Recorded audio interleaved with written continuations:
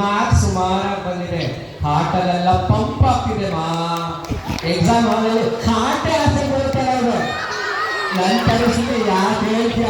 ಕೇಳಂಗಿಲ್ಲ. ರಾತ್ರಿ ಹೊತ್ತು ನಿದ್ದೆ ಬರ್ತಿಲ್ಲ, ಬೆಳಗ್ಗೆ ಹೊತ್ತು ತೂಕಡಿಸ್ತಾ ಇದ್ದೀನಿ. ಮುಂದ್ಗಡೆ ಹಾಲ್ ಟಿಕೆಟ್ ಇದೆ. ಎಕ್ಸಾಮ್ ನಲ್ಲಿ ಏನ್ ಬರೀತೀನೋ ನನ್ಗಂತೂ ಗೊತ್ತಿಲ್ಲ. ಲೇ ರಾಜಣ್ಣ, ನಿನ್ನೆಂಗಿದೆಯಾ ಪ್ರಿಪ್ರೇಷನ್? ಹಾಯ್, ಏನ್ ಎಲ್ಲ ಹೇಗಿದ್ದೀರೋ? ಪರವಾಗಿಲ್ಲ. ನಮ್ಮ ಮನೆಯಲ್ಲಿ ನಮ್ಮಪ್ಪ ಕೋಟ್ಯಾಧೀಶರು. ನಮ್ಮಪ್ಪ ಯಾವುದಕ್ಕೂ ನನಗೆ ಅಡ್ಡಿ ಮಾಡಿಲ್ಲ. ನನಗೆ ಈ ಎಕ್ಸಾಮು ಓದೋದು ಪಾಸು ಫೇಲು ಯಾವುದೂ ಲೆಕ್ಕಕ್ಕಿಲ್ಲ. ಅಷ್ಟೇ ಹಿಂಗ ಎಂಜಾಯ್ ಮಾಡಬೇಕು. ಹೇ ರಾಜಣ್ಣ, ನೀವಪ್ಪ PASS ಪಾಸ್ ಆದ್ರೂ ಸರಿ, FAIL ಫೇಲ್ ಆದ್ರೂ ಸರಿ, ನಿನ್ಗೇನಾಗ್ಬೇಕು? ಏ ನಿಂದೆಂಗಿದ್ ವರ್ಷ? ನಿನ್ ಪ್ರಿಪ್ರೇಷನ್ ಆಗಿದ್ಯಾ? ನಂದೇ ಕೇಳ್ತೀಯ? ನಮ್ಮಪ್ಪ ಬೇಡ ಅಂದ್ರು 4 ಗಂಟೆ ಟ್ಯೂಷನ್ಗೆ ಹಾಕಿದ್ದಾರೆ. 4 ಗಂಟೆಗೆ ಅಲ್ಲಿ ಬೇಡ ಅಂದ್ರು ಕೂಡ ಲಾಠಿ ಎತ್ಕೊಂಡವ್ರೆ. ಬಾಸಿ ಕರ್ಕೊಂಡು ಹೋಗ್ತಾರೆ. ಟ್ಯೂಷನ್ ತೋರಿಸ್ತಾರೆ.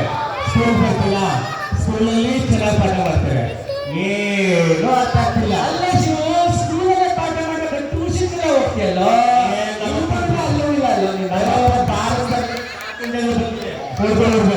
ನಿಮ್ಮ ಅಪ್ಪ ಅಮ್ಮಗೆ ಹೇಳ್ಬೇಕಾಗಿತ್ತು, ಸ್ಕೂಲಲ್ಲೇ ಚೆನ್ನಾಗಿ ಪಾಠ ಮಾಡ್ತಾರೆ, ಟ್ಯೂಷನ್ ಎಲ್ಲ ಯಾಕೆ ಆಗ್ತೀಯಪ್ಪ ಪಬ್ಲಿಕ್ ಎಕ್ಸಾಮ್ ಓದ್ಬಿಟ್ಟು. ನಿನ್ನೆ ಇದಾಗಿತ್ತ?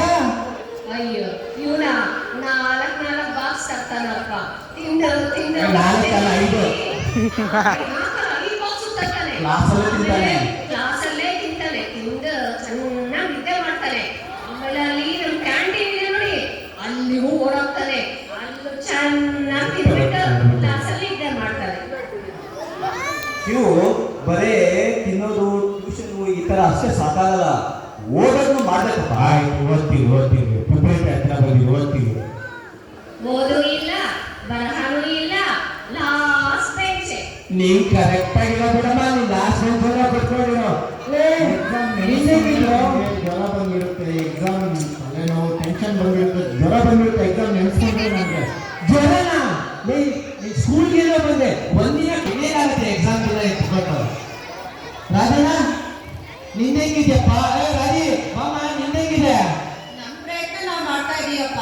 ಕಷ್ಟಪಟ್ಟು ಓದ್ರೆ ಒಳ್ಳೆ ಮಾಡ್ತಾ ಹೋಗ್ತೀವಿ, ಒಳ್ಳೆ ಕೆಲಸ ಸಿಗುತ್ತೆ, ಜೀವನದಲ್ಲಿ ಸೆಟ್ಲ್ ಆಗ್ತೀವಿ.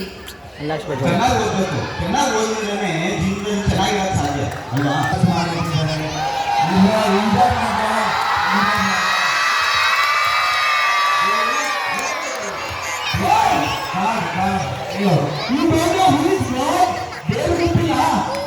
ನನ್ನ ಜೊತೆ 7 ಮನುಷ್ಯರು ಕರ್ಕೊಂಡು ಹೋಗ್ತೀನಿ. ಅಲ್ಲಿ ಹೋಗ್ಬಿಟ್ಟು ಎಲ್ಲ ನಮಸ್ಕಾರ ಮಾಡ್ಕೊಂಡು ಹೋಗ್ಬಿಟ್ಟು ಎಕ್ಸಾಮ್ 20 ದಿನ ಇದೆ, ಚೆನ್ನಾಗಿ ಓದ್ಕೊಳ್ಳೋಣ.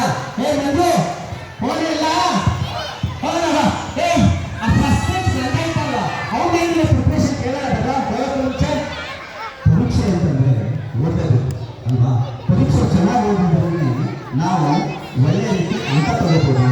ಒಳ್ಳೆ ರೀತಿಯಾಗಿ ನಮಗೆ ಮುಂದೆ ಕೆಲಸ ಸಿಗ್ತದೆ. ಕೆಲಸದಿಂದ ಒಳ್ಳೆ ರೀತಿಯ ಸಂಬಳ ಆಗ್ತದೆ.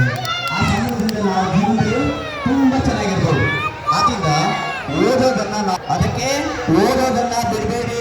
ಯಾರೇನು ಹೇಳ್ತಾರೋ ಗೊತ್ತಿಲ್ಲ, ಆದ್ರೆ ಓದೋದನ್ನ ಕಷ್ಟಪಡೋದನ್ನ ನಾವು ಬಿಡಬಾರ್ದು. ಏನಂತೀಯ? ಹೇ ಮಂಜು, ನೀನು ಹೇಳಿ ಕರೆಕ್ಟು. ಅಕಸ್ಮಾತ್ ನಾನು ಓದಲಿಲ್ಲ ಅಂದ್ರೆ ಏನಾಗುತ್ತೆ? ಕೆಲಸ ಸಿಗಲ್ಲ. ಕೆಲಸ ಸಿಗ್ಲಿಲ್ಲ ಅಂದ್ರೆ ನನ್ನ ಫ್ಯಾಮಿಲಿ ಏನು ಮುಂದಕ್ಕೆ? ನನ್ನ ಹೆಂಡತಿ ಮಕ್ಕಳು ನಾನು ಹೆಂಗ್ ಸಾಕ್ಲಿ? ಹಾಗಾಗಿ ನಾನು ಇವಾಗ ಏನ್ ಮಾಡ್ಬೇಕು? ಫಸ್ಟ್ ಓದೋ ವಯಸ್ಸಲ್ಲಿ ಓದ್ಲೇಬೇಕು. ಏನೇ ಆಗಲಿ ಓದೋ ವಯಸ್ಸಲ್ಲಿ ನಾವು ಓದ್ಲೇಬೇಕು. 8th ಮೂಮೆಂಟ್ ತನಕ ಇಟ್ಕೋಬಾರ್ದು. ಎಕ್ಸಾಮ್ ಹತ್ರ ಇದೆ, ಹಿಂದಿನ ದಿನ ಓದಬಾರ್ದು. ಇವಾಗ ಮೊದಲನೇ ದಿನದಿಂದ ಓದಿದ್ರೆ ಮಾತ್ರ ಸಾಧ್ಯ. Ganpati sir, what you're telling is there is no shortcut to success. Yes, exactly, ma'am. Everybody will have to work hard. Even if your father has made a lot of money, you should have brains to keep that money with you, right? Otherwise, you're going to only spend it. You have to always remember, hard work is the key to success. It is the only one path we have. Therefore, from day one, we request all of you to study from day one, not on the nth moment. ಹಾಗಾದ್ರೆ ಏ ಆಕಾಂಕ್ಷ, ದೇವ್ರು ನೋಡಿಲ್ಲ, ಬಾ ಹೋಗ್ಬರೋಣ.